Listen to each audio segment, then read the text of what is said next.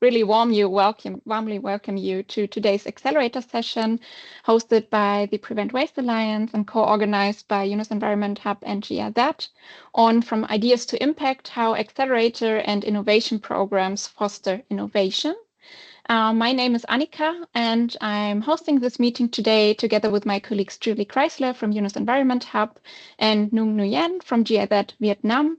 You can also see their faces in their videos. And I'm really happy to have this session here today. And before we start, we would also really like to know who's with us in the room today. So please feel free to introduce yourselves in the chat, and please just use the chat actively for any questions or comments that you have. And as you've noticed, this session is being recorded. So your participation automatically means that you grant the recording permission. Please unmute yourself while not speaking, and please use the chat for any questions. Then to introduce you also to the host of today, I would quickly present briefly the Prevent Waste Alliance. I'm working for the Secretariat of the Prevent Waste Alliance, and we are an international think and do tank for circular economy practitioners with more than 600 members actually from the private sector, academia, civil society, and public institution. We have been launched in 2019 by the German Federal Ministry for Economic Development, Cooperation and Development. And we work on several working groups on plastics, e-waste, organic waste, financing, digitalization, awareness raising, behavior change. But we also conduct pilot projects and innovation programs, which is why we are here today. And we already started with the welcome and check-in. And I'm really happy to introduce the agenda today with you for you. So we will have at first Pieter van Os with the inspiring keynote on the role of innovation for the circular economy. Then we will briefly introduce the two innovation programs that will be presented today, Innovate to Prevent from the Prevent Waste Alliance and Towards Zero Waste from GIZ Viet Nam. And then we will directly jump on into our innovators who will be presenting today. From different fields: e-waste, plastic, digitalization, and organics, reflecting also the different working groups that we have in the Prevent. And then we come to the main part of the session, our panel discussion on how do an accelerator and innovation programs foster innovation. And there we will ask the innovators to share their experiences. But without further ado, I would really warmly welcome now Pieter van Os from CIRCO for his inspiring keynote. I'm really happy to have you here today. Pieter has a career in proposition development and is a co-founder of the CIRCO initiative. And he's now responsible within CIRCO for methodology development and the international rollout. Both CIRCO's and his personal motto is creating business through circular design. And therefore, he will now set the stage on the role of innovation for the circular economy in the so-called Global South. Happy to have you here, Pieter, and the floor is yours.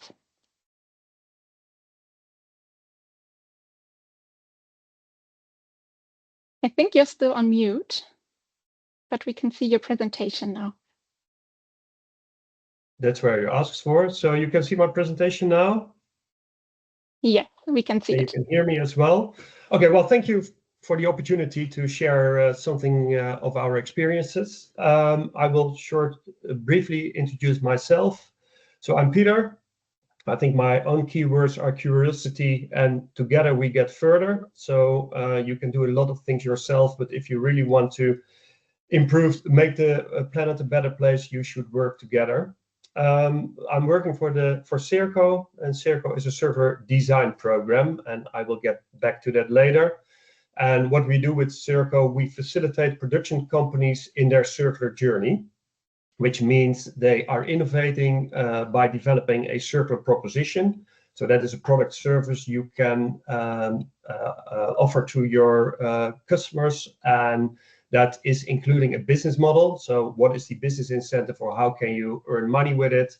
It's also involving the product or service design. So what is then the product that's fit with that business model, and also a roadmap for implementation. So how can you bring that successfully to the market? We have started in the Netherlands. I'm living in Amsterdam myself, but we have made our methodology available in 20 countries worldwide. So here you see the map. I have made all countries in Europe gray, but you can see that we have a lot of activity also outside Europe, meaning that our methodology is applied there, that I've been training trainers there. We have a network of trainers using our methodology, so we learn a lot about things that are going on also in countries outside the Netherlands, and I would like to share some of those experiences with you. So today it's all on innovation, and so I think what is very important to realize that innovation starts with, and then you can think for yourself, but I think rethinking is one of the most important things, because if you do things that you always did, you will get the results you always got. And circular economy or circular innovation is a lens that will challenge companies and people to look at a different way at things they have been doing for decades. And so that will provide new insights for circular innovation, but also a lot of insights that might improve your business in another way than only in a circular way. So, but then the next question is, why should you rethink? So why should you start such a process? And I have 6 reasons to start rethinking. And so the first one is because you are curious. And so you see this picture, and many young children, they continuously ask why. And as a parent, you might become a little bit annoying at a certain point of time. But at the same time, it's also striking in how many occasions, as a parent, you do not have a clear answer to the questions asked by children. And so it's good to stay curious all your life. And most entrepreneurs often wonder why are things like they are, and they see improvements, and that is also their driver for innovation. Another driver for innovation is constraints. And another expression is design loves constraints, because if you have constraints, you have to rethink, and it will also ignite creativity. And what we have experienced that if we are crossing planetary boundaries, and that's quite a serious constraint, but many people and many entrepreneurs are inspired by solving climate change and other related issues, and that is a driver for them. So that is also then igniting a lot of creativity. Then on a much more business-related element, it's on mitigating business risks. And if you look at the graphs on the right, so then the period that material was available in an abundant way is over. So many resources are scarce, and security of supply is under pressure, and prices have become volatile. So as a manufacturing company, you should look what are the risks, and you should also anticipate on that. Then another thing is because regulation is pressing you.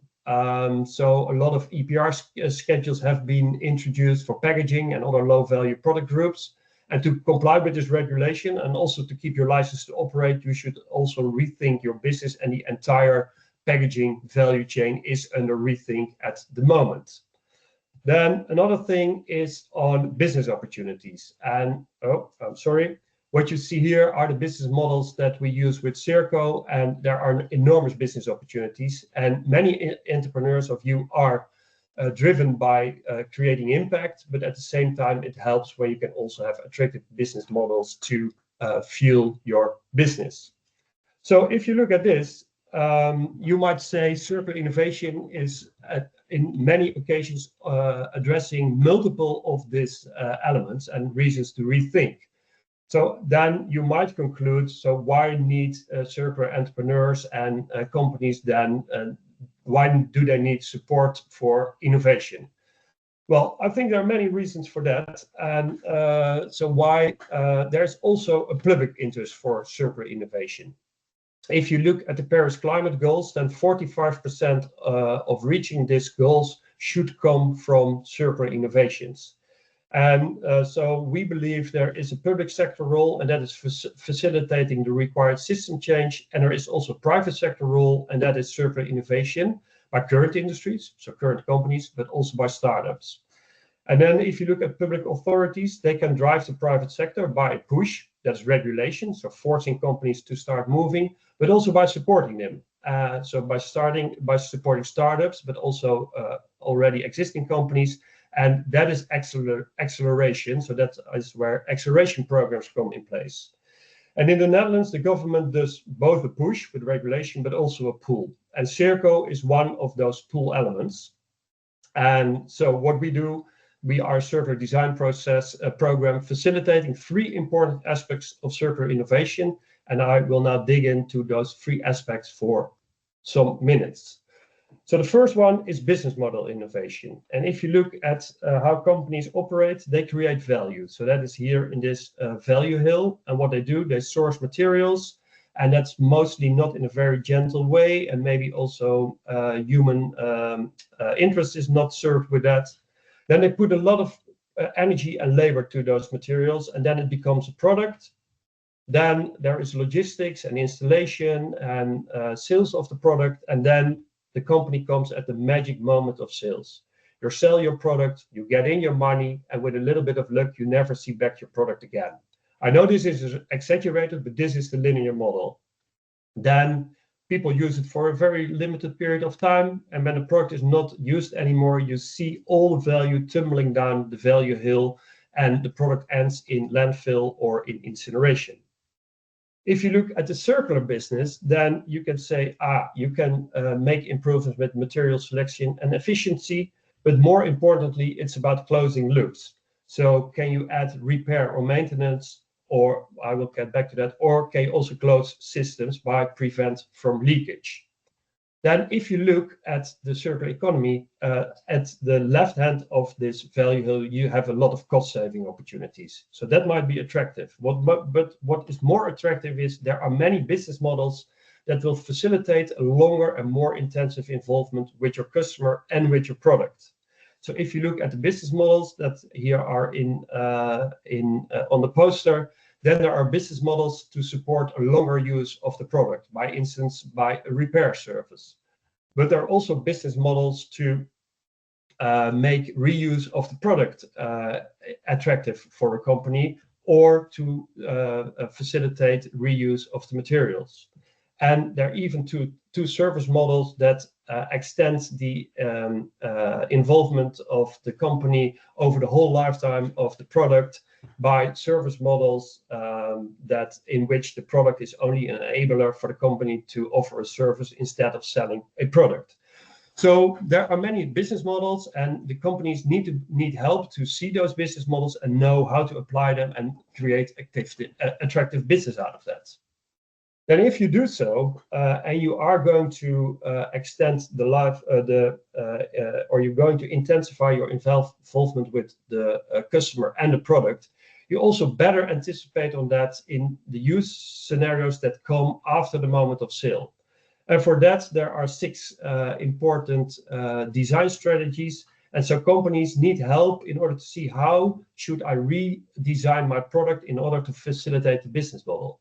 For instance, if you go to refurbishment after the first usage, then as a company, you should anticipate on the replacement of the key components, of adaptability of components, and also on upgradability. And you also should make sure that your operating system, so your software, is upgradable. So those are all design challenges for which it helps if you are supported in a program.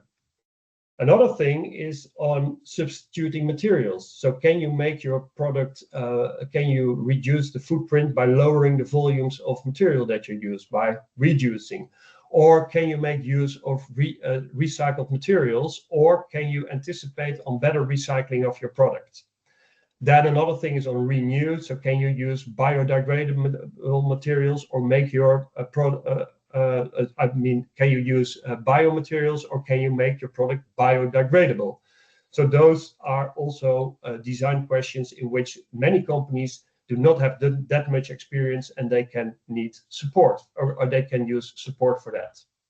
And then the last dimension is on value chain collaboration.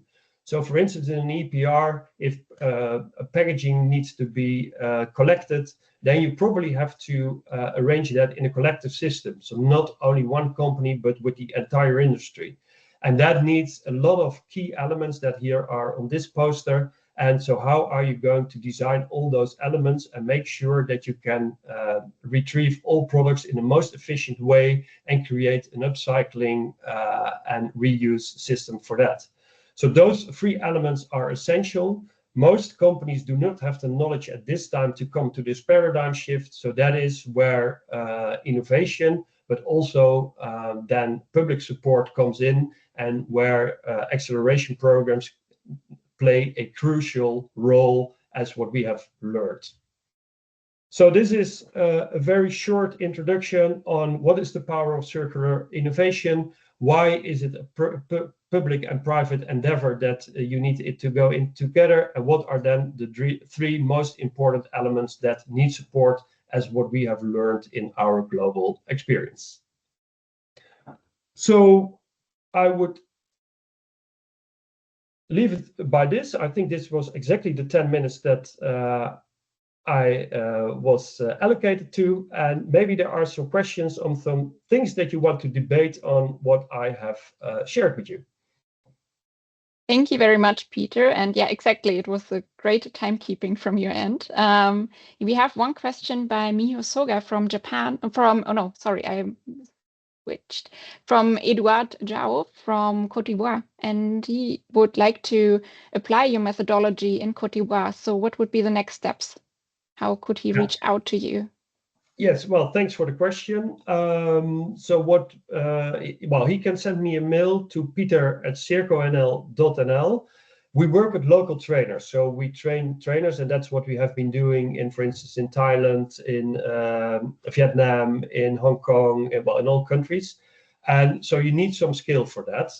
But if there is a lot of appetite for circular innovation, then we can explore if we can also train trainers in your country. So I'm happy to explore that together. So if you write a mail to peter@circonl.nl, or I will put it in the chat, then we can start this discussion. Great, thanks a lot, Peter.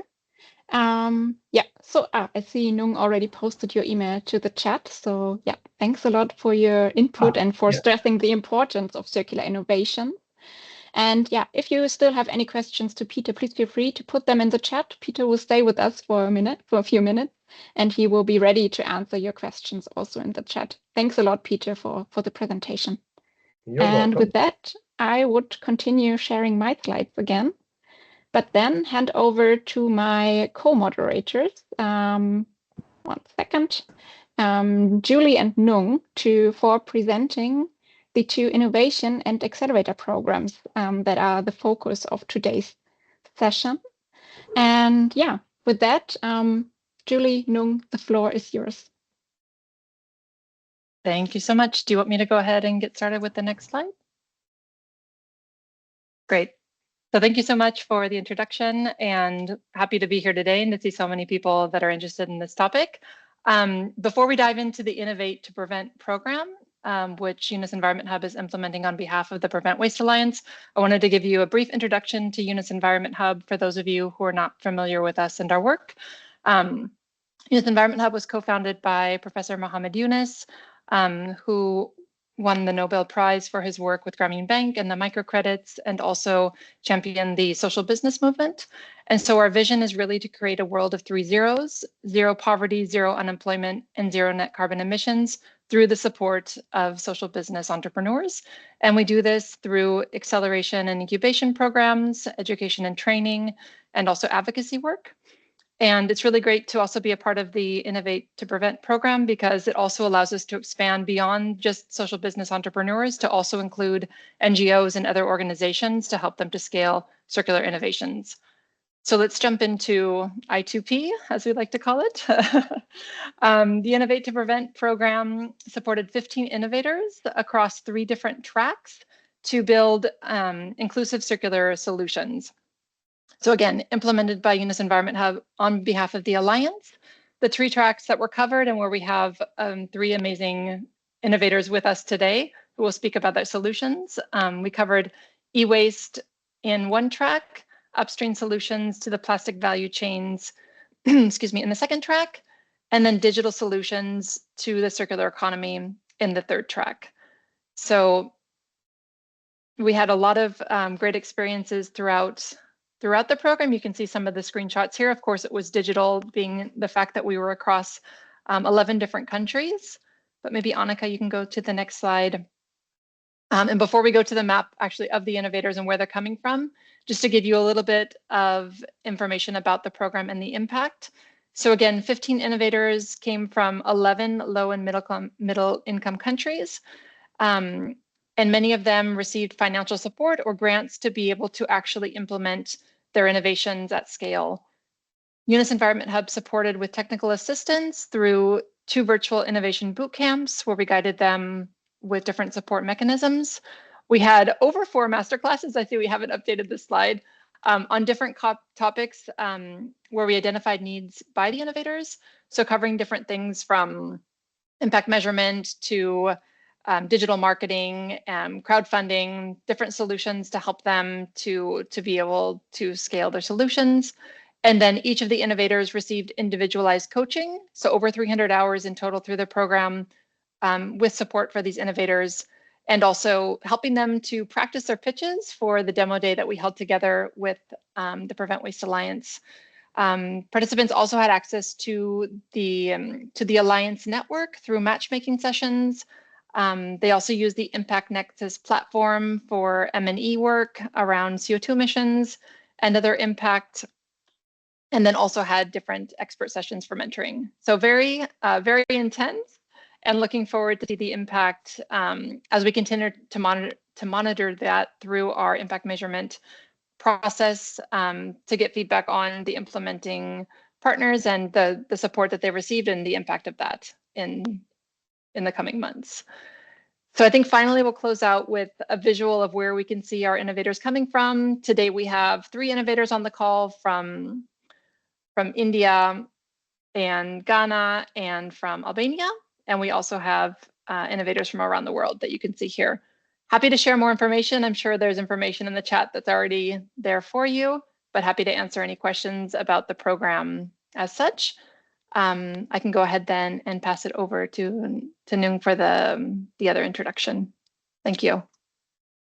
Great, thank you, Julie. And so I'm here to present about the Towards Zero Waste Accelerator, which is done locally in Viet Nam. And we're focusing on supporting early stage solutions, so beyond idea, but maybe facing some challenges in scaling their impact. So the program is really focusing on solving that scaling up issue. And before we run into the program, we did like a landscape study of over 118 solutions and 20 different intermediary startup support organizations and other programs as well. And it gives us a few ideas of what to do with this program. So next slide, please, Annika. And next, yeah. Great. So basically, we found out that a lot of innovators, they kind of work from the environmental perspective. They see an environmental issue and they created this product, but maybe they haven't had the customer perspective. The product is great, but do the customer really need it? And so we want to help them with finding their customer, finding the business case, because it's really how any business survive, circular or not. And it's also the basis for their access to financing as well. And when we work with circular business model, we see that they face particular problems with that they are a bit more expensive due to the lack of established or optimized production and supply chain. But also they need to change the consumer behavior as well. We found out that consumers, they may not buy products because of its circular economy. They want something specific for them in it. So yeah, changing consumer behavior, but also if they do B2B sales, then it's a very long sales cycle that not a lot of startups or early stage solution can afford. And so we want to work with them on, we want to go deep. Click next, please, Annika. yeah, so we want to really like go in depth with each of the business case. We work with a small number of companies only, so 10 solutions, but we hope to make a big difference with them in terms of their business model. And our approach is that, next. So for our approach, we go through firstly like a need assessment process. So 2 weeks on site with each of the companies to understand their business model. And in here, there are like 2 key things that our program deliver. The first one is the one-on-one coaching with including subject matter experts. So we focus on doing go-to-market, targeting the right customer with the right positioning and through the right channel. So a case example of this will be Limit that they will present next. So next slide, please, Annika. Yes, so this is the case of Limit, and we have Mr. Travis here who will be sharing about their solution and how they work during the program. But also beyond the one-on-one coaching, we also do B2B connections, and about 7 connections were made through the program. And by B2B connection, I don't just mean giving an introductory email between 2 businesses. We really want to do business-to-business connection to show the companies that there is different customer groups with different actual need when they use these circular products in businesses. So a case example of this is with Net Zero Pallet. So that's next slide. So Net Zero Pallet, they produce pallet made from coconut husk, which is an agricultural waste, usually burned on field here in Viet Nam. And this will replace wooden or plastic pallets. And basically through these B2B connections, we connected them with a logistic companies where they found out that the use case for pallets for logistic company is very different from export companies, which was their original target customer. So with these B2B connections with the logistic companies, they can expand their customer group and rethink about how they develop their product to serve a different customer group. Next slide. Yeah, we also do workshop, but also peer-to-peer support as well, and provided a small financial support to each of the startups that participated in our program. Next slide, please. So in total, 115 something hours of one-on-one individual coaching with 14 different experts. And what is the results that came out of this is we view it through 3 lenses. In next slide. We view it through 3 lenses. So firstly is the human capacity development. We want to see that the participants have transformed their mindset, their skill set, and their business and leadership capabilities. Secondly is from the organization development, where the startups that we work with can implement new processes or optimize their activities. And lastly is the cooperation development. We want to support the startups in forming partnerships with other startups or with cooperations and expanding their network. So this shows in 5 MOUs that were signed during the demo day. So yeah, that's quickly about our program. I think I only have the last slide of some nice picture of our on-site works with 10 different solutions. But you will hear from one of them today. Mr. Travis will present Limit Foods. Thank you, and back over to you, Annika. Yeah, thanks a lot also for keeping the time to the 2 of you. Yeah, I'm directly handing back to Julie, who will be introducing the innovators from Innovate to Prevent. Amazing. Thank you so much, Annika. Great. So really looking forward to the pitches here. So just to get you started, first I'll introduce Agabas, who's an entrepreneur and expert in e-waste management and sustainability. With over 5 years of professional experience, he's a visionary founder and CEO of Upcyclers. Can you hear me? I think we're waiting for a second for the pitches, though. We'll just do a brief introduction of all of the speakers, and then we'll pass it over. That's okay? Fantastic. All right, so Agabas is the founder and CEO of Upcyclers, a pioneering e-waste management company, digitizing the collection, sourcing, and purchasing of e-waste in Ghana. So that will be our first speaker. Then we have Dr. Ruby, who's a qualified ophthalmologist who once pursued a promising medical career and made a significant decision to to transition to social work. She is the founder of Why Waste Wednesdays Foundation and will present the VCAP project, which offers an innovative borrow a bag approach from India. And then finally from I2P, we have Marisa, who is a project manager, researcher, and circular economy advocate from Albania, committed to making sustainability practical, inclusive, and community-driven. With over 9 years of experience at the Center for Competitive Skills, she's the driving force behind Quarkomia AL, Albania's first digital platform for circular economy awareness and action. All right, so now I'll pass it back over to Nung to present from Vietnam. Thank you. So from Vietnam, we have Mr. Trần Anh Tuấn, or Travis. He is the founder and chairman of Limit Foods and a very seasoned business consultant with over 30 years of international experience in strategy consulting, innovation, sustainable development, and entrepreneurship. He's here today to present about Limit Food, a pioneer in circular plant-based food innovation.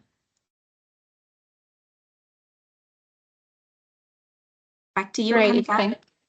thanks a lot. And yeah, Agabus, now it's your turn. And the slides should be up. Please tell me when to switch the slides. Yeah, thank you very much, Anika, and good morning to you all. I believe I'm audible enough, right? Yeah, we can hear you well. Awesome, great. So next slide. So my name is Agudo Kweku Agabus, and I am the founder of Upcyclers. Upcyclers is a social enterprise. We are located in the northern part of Ghana. We were founded in 2019. Our main core mandate is basically to use web technology, data analysis, and community engagement to ensure safer disposal of electronic waste and also ethical recovery of recyclable raw materials. With this being said, traditionally, we collect e-waste from individual homes, businesses, and corporate organizations, where we process and also recover secondary raw material, of which we sell to the downstream market to basically reproduce or remanufacture other electronic devices or plastic products. As part of our engagement, we do community engagement programs by educating the various key stakeholders within the value chain on human-centered behavioral change regarding electronic waste to also create possible economic opportunities within northern Ghana. We've since inception, I've collected over 100 tons of electronic waste. We've also been fully involved in repairing and refurbishing of electronic devices. We've created strong strategic partnership with local organizations and as well as international organizations. So you can search us up on www.upcyclers, and you can reach us also on our email. Next slide. So one of the most important core areas we look at is basically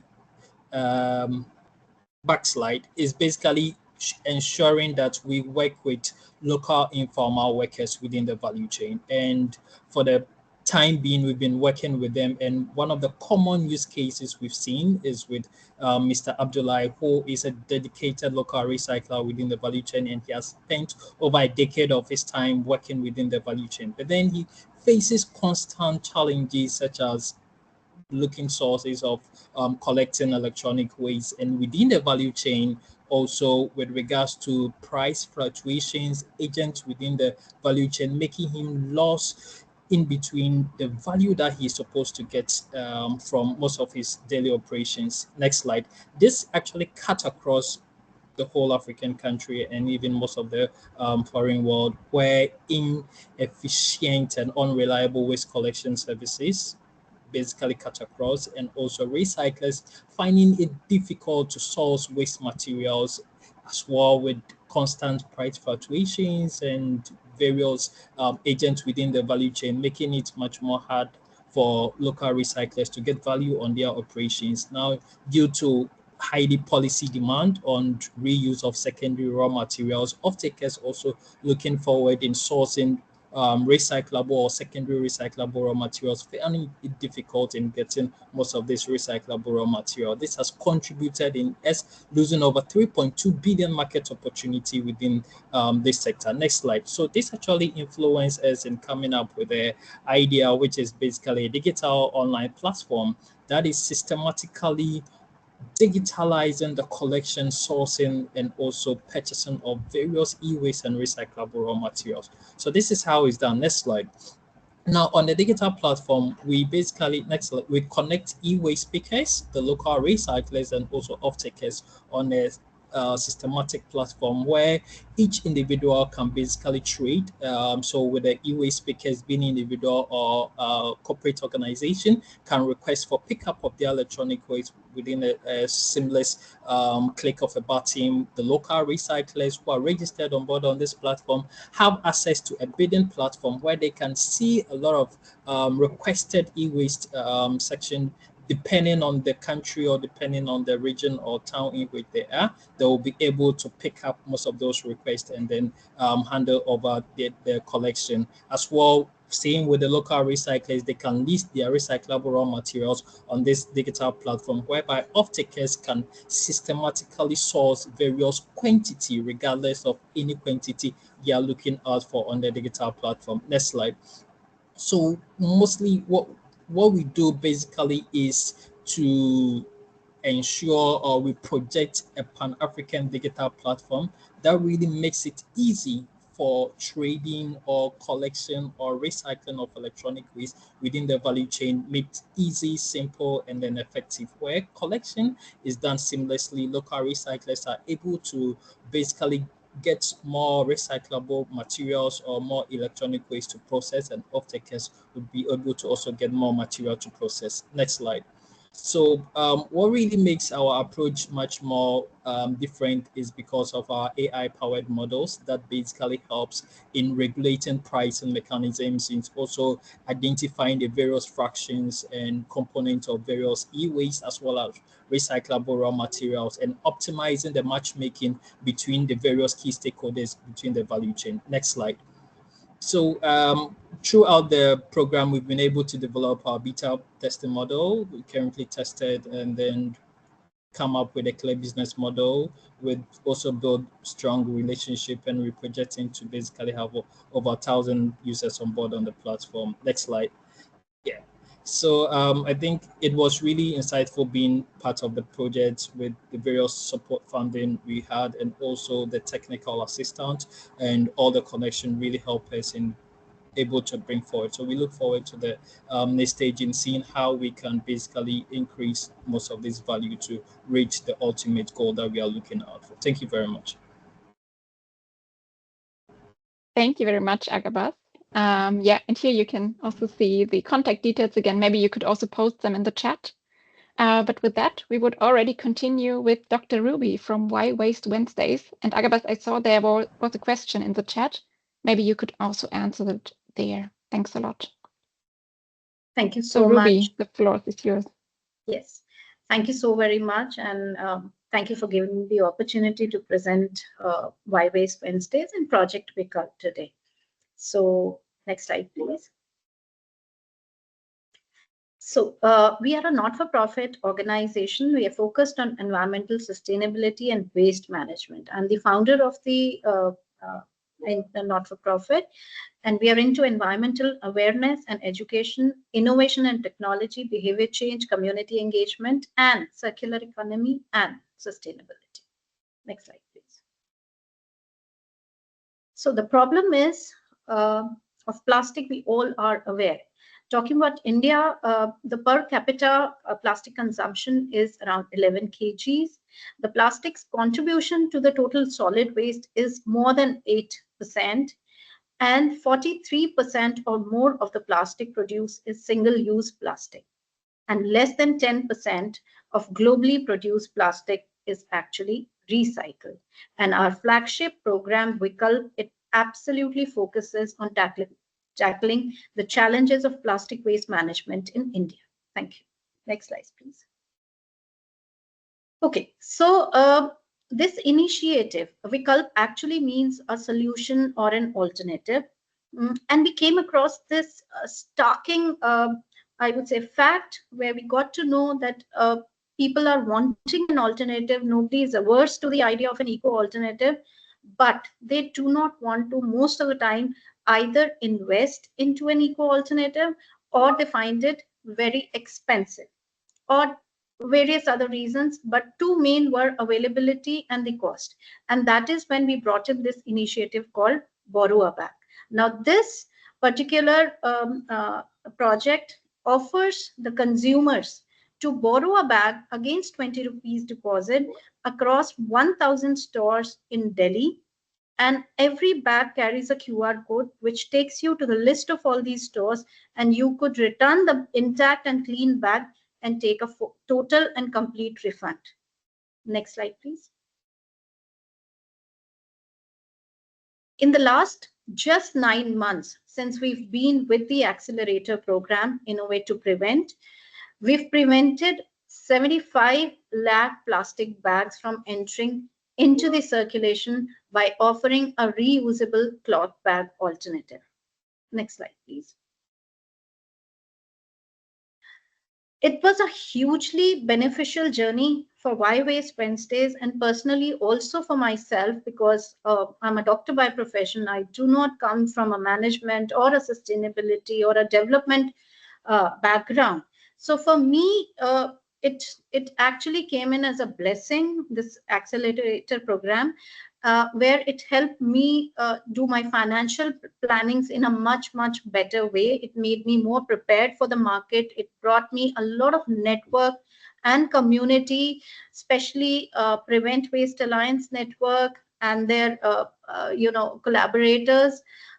It helped me get into a mode of scalable growth.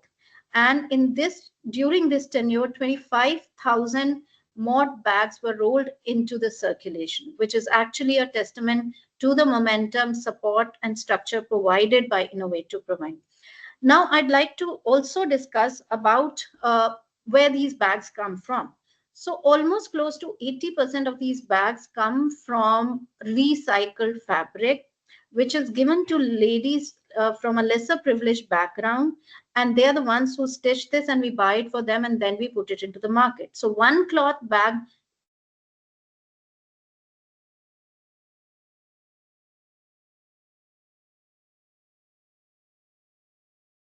I think we lost Dr. Ruby for a second. Is that right? Yes. I think somebody muted me. So okay, so I'll come back again. Hugely benefited from Innovate to Prevent program in terms of financial planning, in terms of network, and making us ready for a scalable growth. 25,000 more bags were put into circulation during this 9-month program, which is a testament to momentum, support, and structure provided by Innovate to Prevent. And these bags are made out of 80% are made out of recycled fabric, which are passed on to women from lesser privileged backgrounds. They stitch the bags for us, and we put these bags into the circulation, not only bringing a cleaner planet, but also empowering women in the market. Next slide, please. So very interesting fact and a fun fact which came our way during the entire project was very simple. If you see, everybody wants to switch to an eco alternative. They want to own and use a reusable option, but they don't want to invest into it. And when you bring that deposit or a borrow mindset into the project, everything changes. So what changed the entire behavior for consumers here in our case was the borrow factor. More than the bag factor, more than the reuse factor, it was actually the borrow that went into our favor. Next slide, please. So thank you so very much. I'm hugely grateful to Innovate to Prevent team. They've been going out of their way to support and help us, to connect us with their network. One-on-one mentoring was simply superb. It gave me deep insights as to how we could prepare better for our market. And I quite look forward to continuing with my journey with the Prevent Alliance, and hope to make more connects with them. Thank you. Thank you very much, Ruby. And with that, we would like to move from India to Albania, actually. And I would like to give the word to Marisa. And Ruby, also for you, there were some questions in the chat. Maybe you would have a look and answer them there. Thanks a lot. Sure. Thank you. Hello, everyone. I want to start with a simple confession. A few years ago, I had heard the term circular economy, like many of us do, at conferences, in reports, in passing, but I didn't fully understand it. Then I looked around at my own country, Albania, and I realized something. People weren't just unaware of the circular economy, they were excluded from it. Business owners didn't know how to start, young people weren't learning about it in schools, and most families had never even heard the term. So we decided to do something about it. Next slide, please. Okay, my name is Marisa Andone, and I lead projects at Center for Competitive Skills. Can you just please press also 2 times? Center for Competitive Skills is a woman-led nonprofit working since 2016 to empower people through education, skills, lifelong learning, and opportunity. Our team works across Albania, helping young people and adults navigate a rapidly changing world, especially in the green and digital transition. We are teachers, coaches, psychologists, and change makers, and we're trying to make sure that sustainability is not just for the few, but for the many. Next slide, please. Now, let me paint a quick picture of the reality in Albania, a small European country. Sand mining is destroying our rivers. Pollution is harming biodiversity, community, and public health. 90% of our municipal waste ends up in landfills, and the recycling system is barely functioning. But beyond the numbers, the real issue is this. There's a gap between knowledge and action, between intentions and tools, and between big plans and small businesses trying to survive. Next slide, please.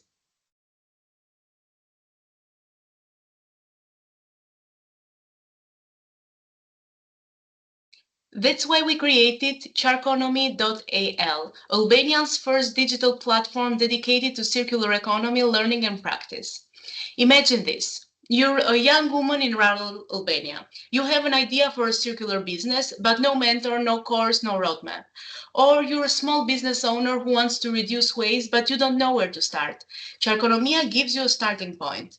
Through the platform, we offer awareness raising through online campaigns and storytelling, a national network connecting companies, academia, public institutions, and communities, support for women-led and rural circular businesses, access to green economy insights and opportunities, practical tools, and skill training for individuals making the transition. Next slide, please.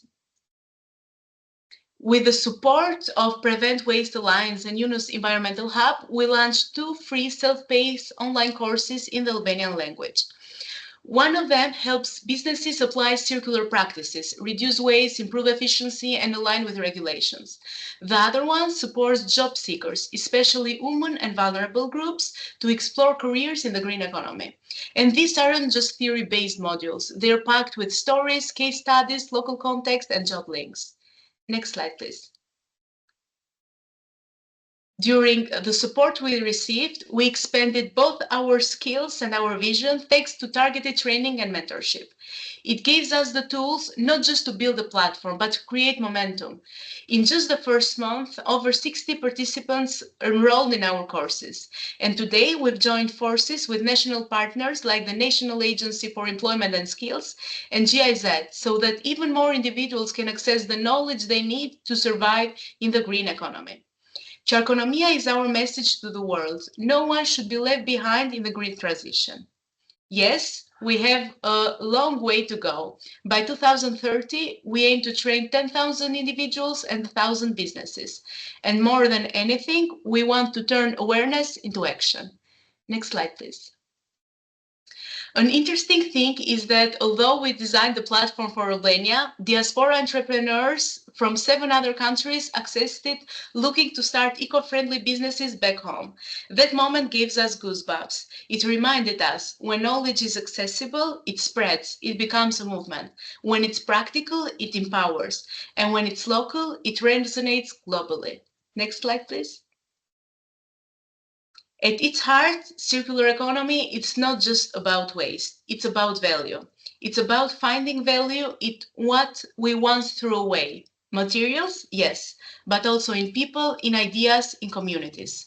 Let's make sure no one is left behind in this transition. Thank you. Thank you very much, Marisa. Yeah, and there again, also your contact details. Maybe you could also post them in the chat. And yeah, Marisa is also available if you have any questions to answer them in the chat in the next few minutes. So with that, then we are moving to Viet Nam. Travis, the turn is yours. Okay. First of all, thank GIZ and the organizer for my chance to talk about our story. Let back to a few years ago when I visited the Whole Foods supermarket in USA. They see lots of jackfruit meat there, but most of the producer from India, even Uganda. But let back to my country, lots of jackfruit, at least 80,000 hectares of jackfruit in Vietnam, but most of the young jackfruit have been continue to as considered as the waste only. So that's why we try to transform the approach of waste into the sustainable nutrition using the jackfruit. So next slide.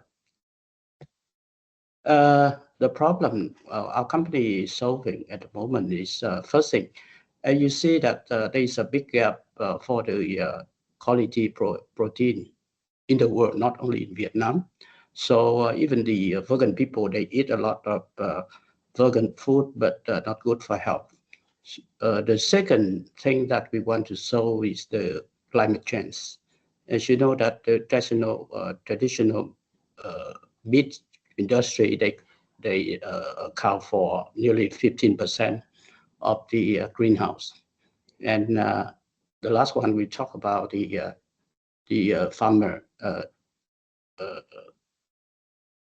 when they have to grow out the young jackfruit. So our solution based on the innovation and the circular model that I learned from CIRCO. So the first thing we target on the zero waste innovation.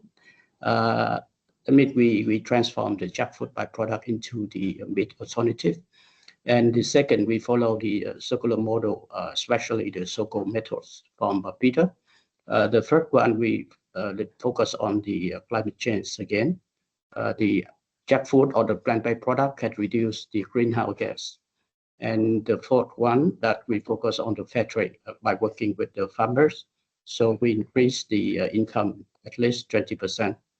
Our value proposition is offer the healthier, sustainable, and fair trade alternative. Yeah. So next slide. Our sustainable business model combines innovation by using the circular model and the R&D. We're quite good in the R&D. We also follow the social impact, SDG, and more important that our business model can target a quite big market, and not only in Vietnam but also in the world. Tell you the truth that at the moment I'm negotiating with Europe, a conglomerate company, supermarket for a new venture to produce the ingredient for the Europe market. And we also have some revenue from R&D consulting for local company here. The next slide. So what we achieved through the program by working with GIZ, number one, the program helped us to refine the CIRCO business model in a good way in terms of we use the modular design, product design principle so that we can optimize the production. The second, we go further with the market research, very details, and understand about the market and how we can, go to market strategy. The third one, again, that is a go-to-market strategy. We differentiate our USP and choosing working by different target segment. Number four, and we have a target message, personal message to different kind of segment. Okay, next slide. Interesting that we discover along the journey again. The first thing, we follow the jackfruit design modular principle by the so-called methods. Beyond that, we have produced at least 8 different SKU. But actually, at the moment, we already this approach also helps us to try to work on the MVP for a new product, that means the cocoa powder using the jackfruit seed If you see on the right-hand side, there is something like a product portfolio that we work at the moment. And we hopefully that we can get a new partner for the new product that the cocoa product I just mentioned to you. In general, you see the price of the finished product is about 24 times compared to the ingredient. So that's we all agree that now the agriculture byproduct is not a waste, but is a value. So next slide. So that's finished from my all. So again, thanks for your presentation, for your chance today, and happy to see and answer any question.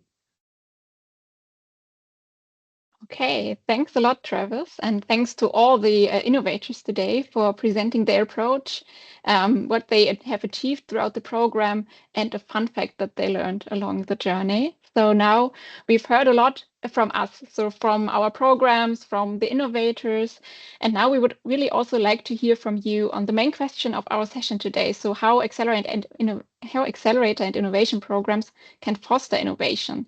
So therefore, we created a little poll that you can access by scanning the QR code on the slide, or also by clicking on the link in the chat that you will see. There it is already. And our question would be, so what support mechanism and what type of support do innovators in the circular economy really need? So what is your perspective on, what are the most important support mechanisms now that you've already heard the presentations and what has been done throughout the programs? And this could be a really nice learning opportunity.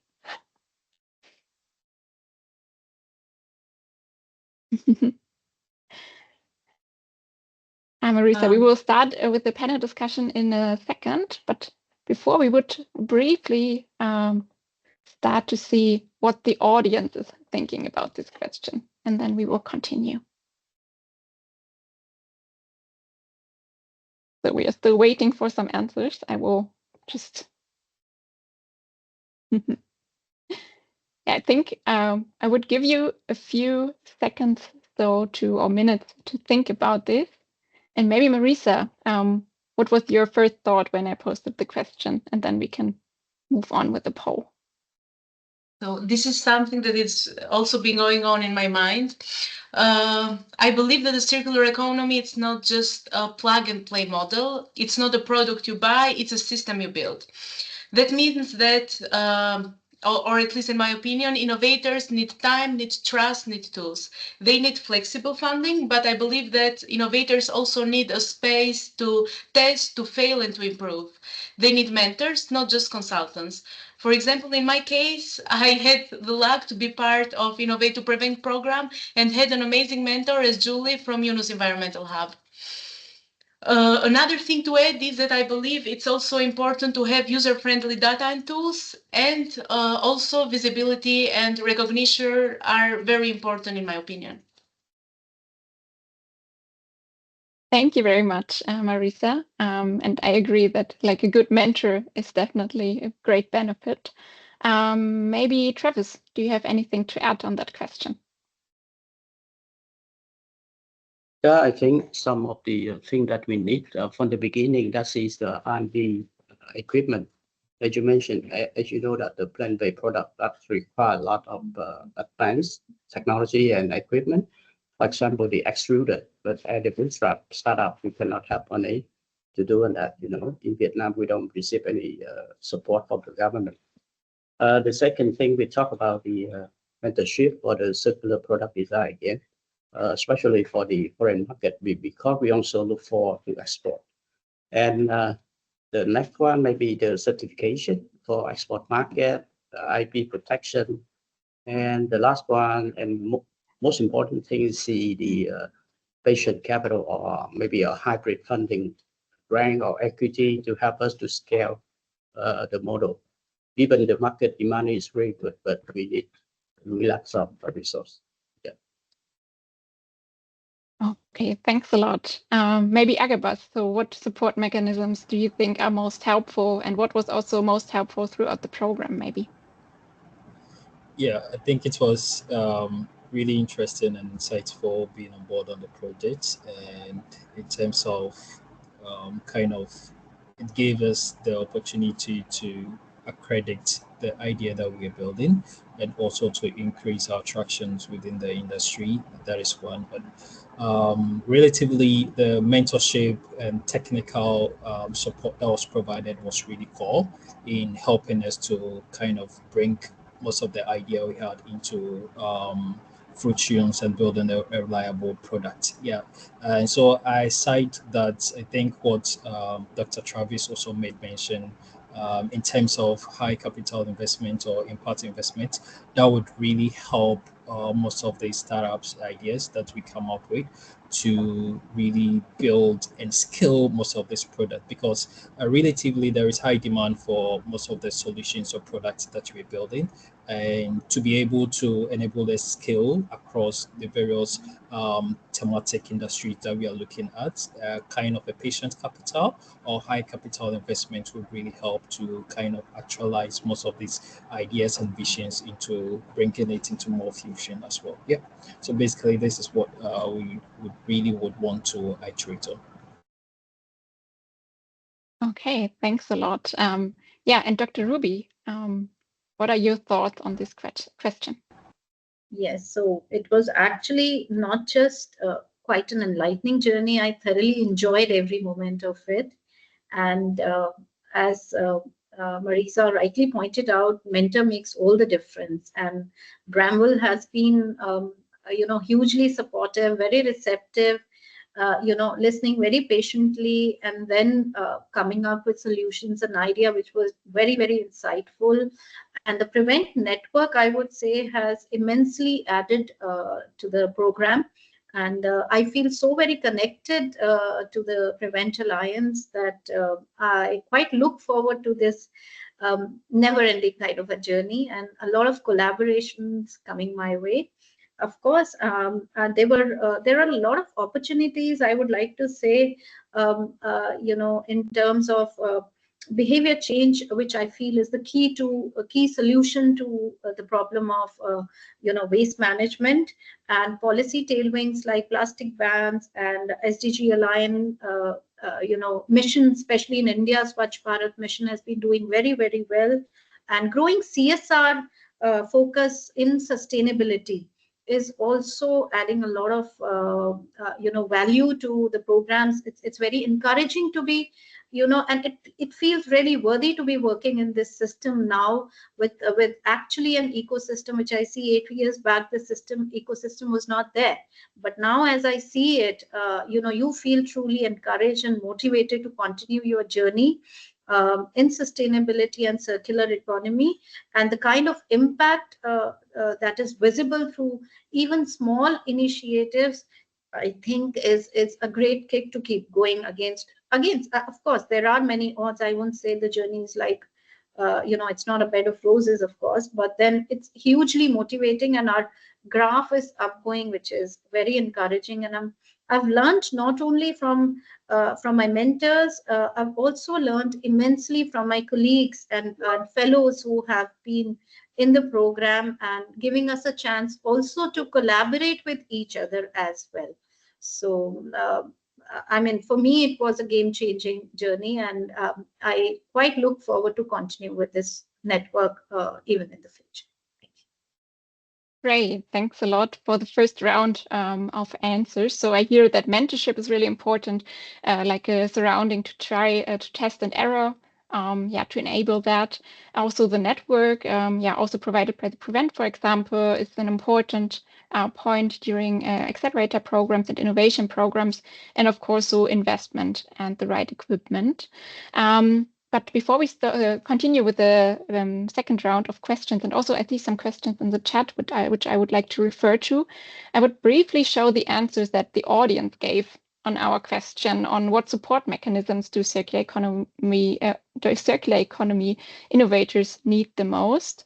So we see a bit bench of policies here, so supporting surrounding also from the policy side. Then also, again, systems and policies to make innovation scalable, business support, local profits as well, good ideas. That's also an important point. And go access markets, so go to market strategies as well, and tools and knowledge. I think these are really interesting thoughts. Thanks a lot for actively participating in the poll.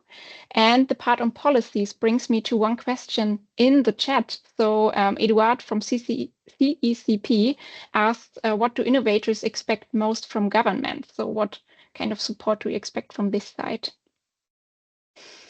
Whoever wants to go. I think Travis is very passionate about this. Okay, as I mentioned, that we are a bootstrap startup, so we need the seeding, funding from the beginning, especially from the government. But the most interesting is most of the local authority, government authority, they really don't understand the value of the so-called innovation. So it would be hard for us from beginning. When we work with this project, the local government say, "Oh, are you crazy? You can't produce the jackfruit meat." I don't believe that. So that it took nearly 2 years, but we don't receive any, seedings like this. It would be very hard. Even the procurement, when they need a gift, they should, incentive or encourage us to sell to the government somehow. But nothing at all.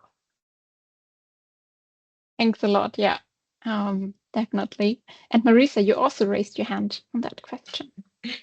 Yeah, I will speak from a perspective of an NGO.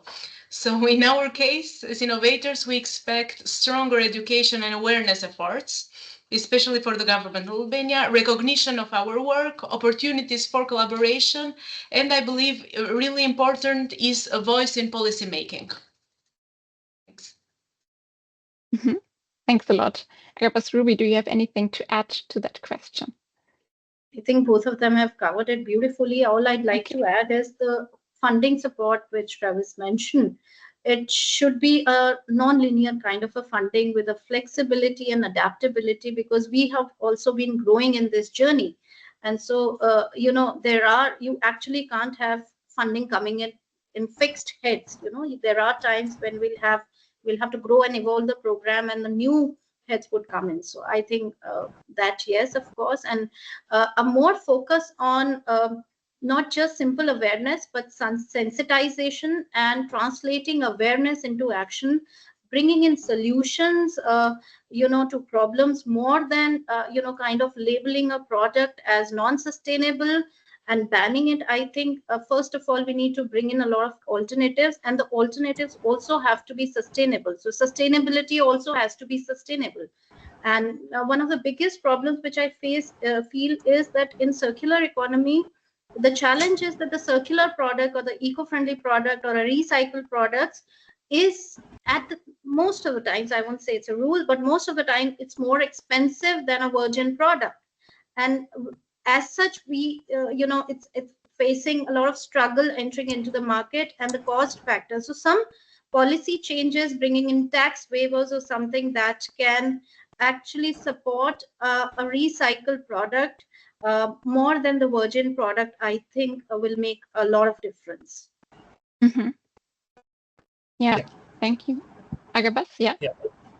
I think a lot have actually been said. So for me, literally, government providing an enabling environment to really help most innovators to thrive within the value chain is really core. So enabling environment, as we made mention, financial support, right? Infrastructures available to really help in supply chain management, and a whole lot of policy actuation to really make sure that things are really kept in place to make entrepreneurs or innovators working within the value chain much more easier, right? So basically, in terms of policy, registrations, and a whole lot of permitting processes within the value chain, really kind of slow a whole lot of innovators down in establishing their main business. So these are core relatively things that we would really look out for from the government to really ensure that entrepreneurs, innovators have enabling environment to really thrive. Thank you very much, Agabas. I also have one question for you in the chat by Miho Soga. I heard that some e-waste pickers have severe health problems because of e-waste, has some bad chemicals. Has your solution helped any health issues of waste pickers, which also connects to one of my second questions. So what are specific challenges in the e-waste sector for circular innovators? Yes, so relatively that has been really high concern. So what we've done is collaborating with most of the CSOs organizations within the country in providing health and safety trainings for most of these waste pickers, and also being able to provide some of those protective gears to ensure that within their operational activities, they put in place most of these health and safety precautions, and also wear some of these protective gears to basically keep most of these health menaces that might come as a result of that. With regards to challenges and opportunities, I think there are a whole lot of opportunities within the value chain with regards to firstly, increased amount of electronic waste within the environment or within the country that needs to be collected. And secondly, there is a high demand for secondary recyclable raw materials, which basically compel various local recyclers to do collection more, to process more, and to be able to meet most of this demand. So this really brings an opportunity for us to do more within the value chain. And interestingly, in terms of opportunities as well, the various equipment when it comes to machineries that basically is needed in recycling most of these electronic devices safely in a healthy and sound environmental manner is a bit lacked within the African context. So it also creates a bigger opportunity, a bigger market to basically collaborate with corporate organizations or machineries or manufacturing abroad to basically bring forth most of these machineries to help in recycling most of this electronic waste in high quantity. So these are some of the various opportunities, but then challenges is basically unregulated or unimplemented policies within the value chain, and also lack of infrastructure that really makes, in terms of supply chain management within the value chain, very, very difficult. And most of these key stakeholders not fully map out. So in terms of getting to know who does what, who basically manages what, is a bit form of difficulties in getting to know. So most of these challenges also makes it difficult to operate as an innovator or an entrepreneur within the value chain. So bringing forth most of these solutions and challenges can really help in increasing the value you look out for. Thank you very much. Dr. Ruby, as you're representing a solution, reducing plastic waste, what are challenges and opportunities in the plastic sphere for circular innovators? Certainly. So I'll talk about opportunities first. So the biggest opportunity and the biggest, I would say, the encouragement is that there's a huge scope for behavioral transformation in any kind of setup. If we could do it in India, I'm sure the global scenario would be equally encouraging. Also, the fact that since the behavior change is actually the key to most of the problems, I think this is even more encouraging that we have the solutions here. Then policies also now, especially talking about India, are in favor of sustainability and circular economy. Apart from that, we're getting a lot of mentorship options. Like we got one, it was amazing. We also have mentorship options in India, which come out all out in support of such programs and projects and ideas, translating and upscaling the ideas into real-time impact. Also, a growing CSR focus, especially again in Indian scenario, I think makes it very, very positive and sustainable for us also, to carry on our projects and upscale our projects. Now, challenges, I won't say these are challenges, of course, you'll face roadblocks and obstacles, but they also give you a chance to kind of grow. So as I said, certainly, as Marisa pointed out, the low consumer awareness and resistance to adopting alternatives is the biggest challenge that I see in this sector. Funding gaps also come in, and of course, funding that comes in with a lot of ifs and buts. I think, we do get chances and opportunities to apply for funding, but at times they come in with a lot of riders. So I think that I feel that needs to change. Also, there's a need for systemic integration, like, for example, retailers, policymakers, citizens, government bodies, urban local bodies, all the stakeholders need to come together. So waste management is not just an organization's problem or a government's problem. I think every waste generator needs to realize and take ownership for his or her waste which is generated. I think the day that we are able to do something about that, I think everything would change. We will not need to work so hard against the odds. And personally speaking, I forgot to mention something which was very important about the program. It gave me a ticket to INC 5. I attended the negotiations which were held in Busan, and I must thank Prevent Alliance and Yunus Environment Help for the same, because it gave me a much bigger exposure, coming in contact. I stayed there for 9 days in Busan, and I think that was an eye-opener for me, coming, 195 countries coming together and discussing what can be done about plastic was very, very encouraging, and to understand the challenges and the roadblocks for each country, especially for small island countries, for example. I think I'm truly grateful for that experience, and that was one of the biggest highlights for me, personally speaking, because I took that opportunity. So thank you so much. Thank you very much, Ruby, and also for highlighting how the Prevent network and the members among each other could support. Travis, what are your thoughts on, as an innovator working in the field of using food waste for an innovative circular solution? What are opportunities and challenges from your point of view? Okay, from the beginning, we are positioning like a plant-based food product, not the vegan product or vegetarian. But even most of the vegan people, they just buy on the cheap price product.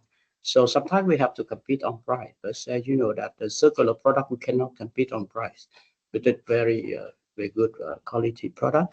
So sometimes we want to export, but again, we lack of resource to do. Even I have a good connection in USA, but we cannot do it at the moment. So at the same time, we have to balance, how to target on the local market in a reasonable price, but at the same time, we have to find out opportunity to export. So in that case, we have to find out the partner or the investor working together for the export market. They are most ideal market for us. The second challenge, we talk about the R&D facility, as I mentioned. And the third one may be how we optimize the production based on the circular model. That is a new thing, not easy to do. We hope that we will reduce the price significantly if we get an economy of scale. Talking about the opportunity, this time again, the demand for the vegan or the plant-based product, even in Viet Nam or global market, increased very fast. So that is a good thing for us. The second is we think that in Vietnam, there's an agriculture country where we have a lot of agriculture byproduct cannot be used at the moment. So we can take advantage of that, buying the cheap ingredient, then produce a high quality product, sell at a good price. The third one maybe is the demand from the government for green transition and ESG model that we follow. But that's still promising at the moment. Still promising. We hopefully can get support from the government maybe in the next few years. Yeah. Hey, thanks a lot for sharing the challenges and opportunities, dear Travis. So Marisa, you're providing a digital tool, for creating awareness and education and creating the consumer awareness that Ruby also mentioned as a challenge. So which role can digital tools play to overcome these challenges and create incentives for awareness raising and behavior change? Okay, so I will share something that I have seen firsthand. When we launched Economia, we didn't just launch a website, we opened a doorway. People who have never heard of circular economy, farmers, tailors, teachers, suddenly had access to our information, to our free courses in their own language with localized context. So I believe this is the power of digital tools. They don't just inform, they can activate. They remove the barriers, they tell people this is for you, not just for experts in Brussels or Berlin. And when people feel seen, when they feel capable, they can innovate. For example, a rural entrepreneur can learn how to design a zero waste process, or a young job seeker can understand where the green jobs are and how to get there. So this way they can rethink their products, reduce their waste, share their stories. I believe this is how digital can become behavioral. Build communities, can connect innovators who would otherwise feel isolated. And this way innovation becomes inclusive and starts to scale. Thanks. Great. Thank you all very much for this fruitful discussion. I think we heard a lot of presentations today, and thanks for all the audience as well for staying with us the whole time. I think we heard a lot about that we shouldn't focus on the waste, but the value. I heard that in several presentations. We learned about 4 really inspiring solutions from the field of food waste, digitalization, plastics, and e-waste. And thanks a lot to the speakers for actively engaging and discussing in this panel discussion. We heard about the importance of mentorship in innovation programs and an enabling environment, which also enables trial and error, which is just usual in developing innovations and innovative solutions. We heard that investment and funding is of course needed in this sphere, and as well that policies should also create an enabling environment for circular solutions by creating benefits for solutions which are really sustainable and circular. And of course, we also heard that in network is really important for circular economy innovators. And there I would like to briefly come in with more information about the Prevent. So if you would like to learn more about the Prevent network, you can just visit our website. You will also find it in the chat in a few minutes, or you can always reach out to us via contact@prevent-waste.net. You can also find the email address in the chat. Thanks a lot, Nung. And